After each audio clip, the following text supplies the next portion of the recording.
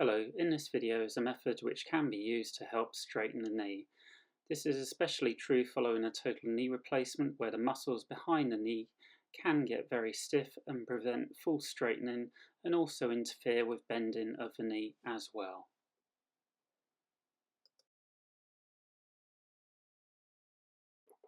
So what you want to use is a bag with long straps which can easily go over your leg. You want to have one strap above the knee and one strap below the knee just to provide that stretch.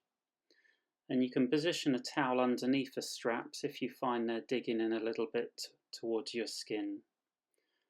With this you can hold the stretch for as long as is comfortable, and this should be a good stretch because you can hold it for a long sustained period. A good time to do it would be when you're in this position doing something like watching TV, and the stretch should slowly relax the muscles behind the knee.